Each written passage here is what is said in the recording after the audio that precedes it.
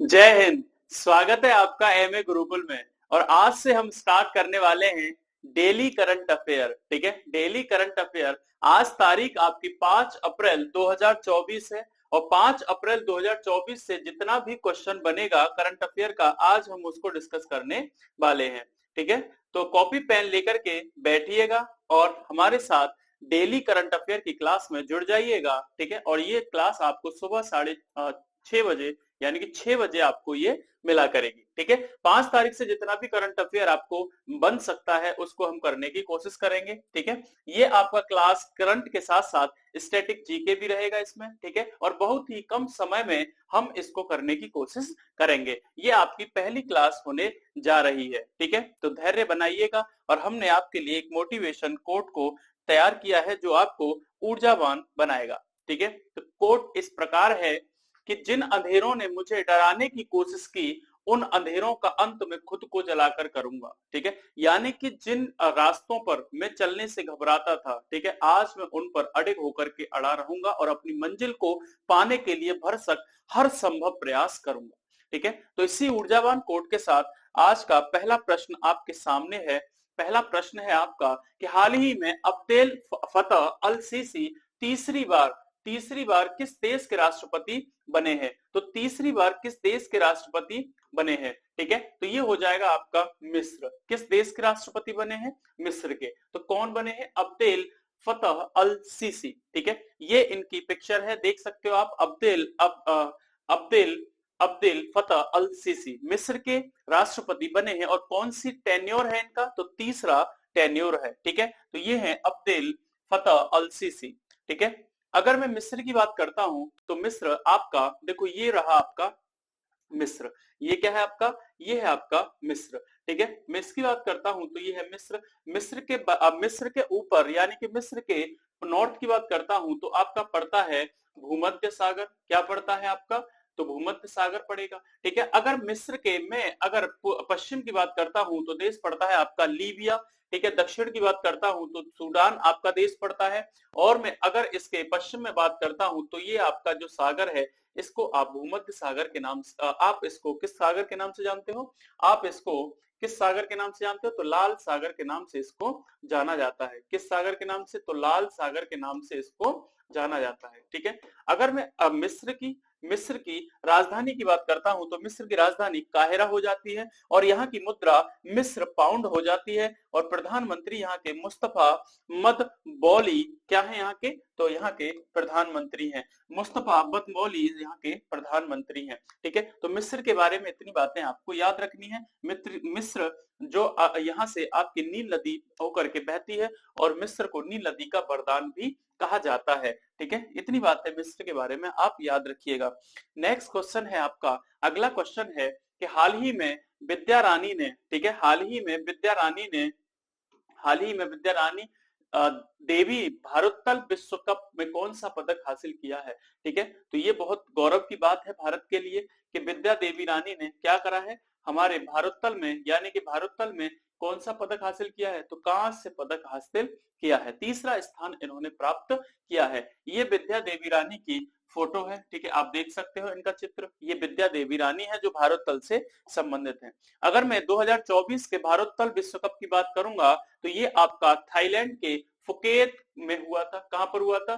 तो थाईलैंड में एक जगह है जिसका नाम है फुकेत, में इसका आयोजन किया गया था। ठीक है, विद्या देवी रानी के बारे में अगर बताऊं तो इससे पहले ये कॉमनवेल्थ 2022 में रजत पदक जीत चुकी हैं। ठीक है, रजत पदक इन्होंने कॉमनवेल्थ 2022 में ये जीत चुकी हैं। ठीक है, वहीं मैं अगर IWF की बात करता हूं तो IWF जो विश्व कप 2024 में विद्या देवी रानी ने क्या जीता है? तो विश्व आपका कांस्य पदक जीता है। तो IWF की बात करता हूं तो इंटरनेशनल वेट लिफ्टिंग फेडरेशन इसकी फुल फॉर्म हो जाती है। इसकी स्थापना 1905 में होती है। इसका हेडक्वार्टर लुसाने स्विट्जरलैंड में है और इसके अध्यक्ष वर्तमान में कौन है? तो मोहम्मद हसन जैलौद इसके क्या हैं? आपके अध्यक्ष हैं। ठीक है, ये बातें आपको IWF के बारे में याद रखना है।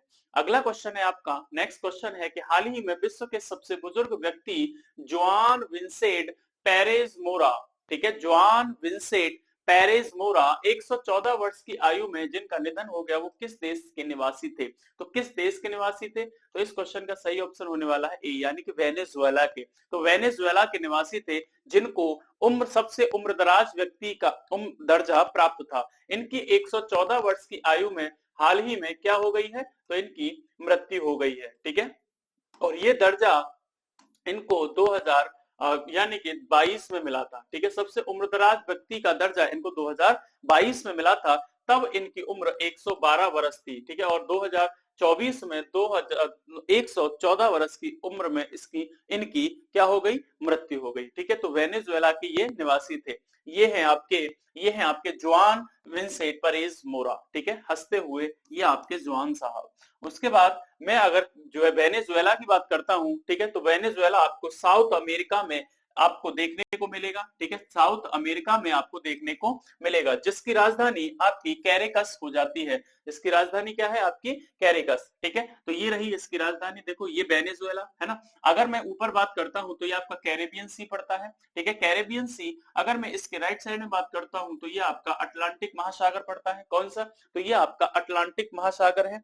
ठीक है, ये कौन सा महासागर है? ये आपका अटलांटिक महासागर है। अटलांटिक महासागर है। ठीक है, अटलांटिक महासागर है। अगर मैं इसके पश्चिम में बात करता हूं तो ये आपका यहाँ पर आपका प्रशांत महासागर पड़ता है। कौन सा महासागर? तो प्रशांत महासागर आपका पश्चिम में इसके पड़ता है। पूरब में इसके अटलांटिक महासागर पड़ता है। वेनेजुएला की राजधानी कौन हो जाती है? तो कैरेकस हो जाती है। ठीक है, वेनेजुएला के आप अगर पश्चिम में देखोगे तो कौन सा देश पड़ता है? तो आपका कोलंबिया देश पड़ता है। अगर मैं इसके पूर्व की बात करता हूं तो गुयाना पड़ता है, और इसके दक्षिण में ब्राजील देश पड़ता है। और यह एक जो आपका दक्षिण अमेरिका है, दक्षिण अमेरिका का ये एक देश है। ठीक है, अगर मैं इसकी मुद्रा की बात करता हूं तो वेनेजुएला बोलीवर इसकी मुद्रा हो जाती है। क्या हो जाती है आपकी? वेनेजुएला बोलीवर इसकी मुद्रा हो जाती है। और ये किस महाद्वीप में पड़ता है? तो दक्षिण अमेरिका महाद्वीप में पड़ता है। इसकी आधिकारिक भाषा स्पेनिश होने वाली है। इतनी बातें इस क्वेश्चन में आपको याद रखना है। नेक्स्ट क्वेश्चन है आपके लिए कि अंतरराष्ट्रीय खदान जागरूकता दिवस कब मनाया जाता है? तो अंतरराष्ट्रीय खदान जागरूकता दिवस आपका 4 अप्रैल को मनाया जाता है। कब मनाया जाता है? तो 4 अप्रैल को आपका अंतरराष्ट्रीय खदान जागरूकता दिवस मनाया जाता है। ठीक है, अंतरराष्ट्रीय खदान जागरूकता दिवस आपका 4 अप्रैल को मनाया जाता है। तो यह खदान कार्यवाही गतिविधियों, भूमि खदानों, मानव जाति की सुरक्षा के लिए उनके खतरों और उनके उन्मूलन की दिशा में कैसे काम किया जाए, इसके लिए जागरूकता फैलाने का काम इस दिवस के द्वारा किया जाता है। ठीक है, तो कब मनाया जाता है? तो ये आपका 4 अप्रैल को मनाया जाता है। ठीक है, कि बड़े बड़े खदानों में विस्फोटों के माध्यम से आप जब खदानें खोदते हो तो उसमें कई जानें चली जाती हैं। तो उन जानों को बचाने के लिए, यानी कि कार्यवाही गतिविधियों को, भूमि खदानों, मानव जाति की सुरक्षा के लिए ये दिवस मनाया जाता है। तो अंतरराष्ट्रीय खनन जागरूकता दिवस 2024 है, उसकी थीम क्या थी? तो जीवन की रक्षा, शांति का निर्माण। ठीक है, इसकी थीम क्या थी? तो जीवन की रक्षा, शांति का निर्माण। ठीक है, तो जीवन की रक्षा, शांति का निर्माण 2024 की, यानी कि खनन जो जागरूकता दिवस है आपका, उसकी थीम थी। इतनी बातें इसमें आप याद रखिएगा। अगर मैं अगली क्वेश्चन की बात करता हूं, अगला क्वेश्चन है आपका कि हाल ही में अहोबिलम तीर्थ पर कुछ प्रतिबंध लगाया है, यह किस राज्य में पड़ता है? यानी कि वहां जाने के लिए अभिव्यक्तियों को रोक दिया गया है। तो ये आपका आंध्र प्रदेश में पड़ता है। कहां पर पड़ता है? ये आपका आंध्र प्रदेश में। ठीक है, तो ये आपका दिखाई दे रहा है, ये आपका क्या है? अहोबिलम तीर्थ है।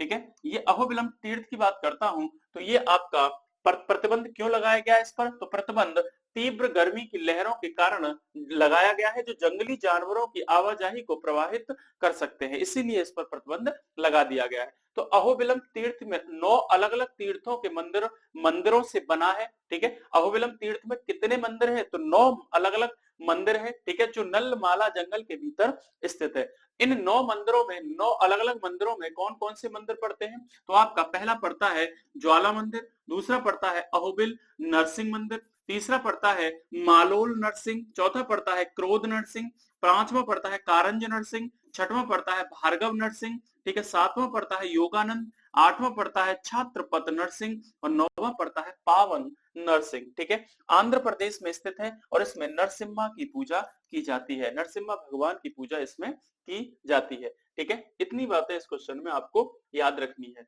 ठीक है। तो आज का एक प्रश्न था, आज ये मैंने सेशन छोटा रखा है और कल से आने वाला जो सेशन होगा वो विस्तृत रूप से आपको मिलेगा, लेकिन टाइम इतना ही रहेगा, लिमिटेड टाइम रहेगा, जिससे कि आपका समय भी बचे और आपको प्रश्नों के ज्यादा देखने को मिले। मैंने आज का पहला आपको क्वेश्चन दिया है और इसका आपको आंसर कमेंट बॉक्स में देना है। तो क्वेश्चन है, अंतरराष्ट्रीय खदान जागरूकता दिवस 2024 कब मनाया जाता है, ठीक है। तो आज का प्रश्न ये है, आपको ये बताना है कि सेशन कैसा लगा और इस प्रश्न का आंसर आपको कमेंट बॉक्स में देना है, ठीक है। और अगर ये सेशन पसंद आए और हम आगे भी ऐसे सेशन लाने वाले हैं, ठीक है, तो आप क्या कीजिएगा, इस सेशन को लाइक कीजिएगा, ठीक है, शेयर भी कर दीजिएगा, ठीक है। और अगर सब्सक्राइब नहीं किया है चैनल को तो क्या कीजिएगा, सब्सक्राइब कर दीजिएगा, ठीक है। आज के सेशन में इतना है, मिलते हैं अगले सेशन में, जब तक के लिए जय हिंद।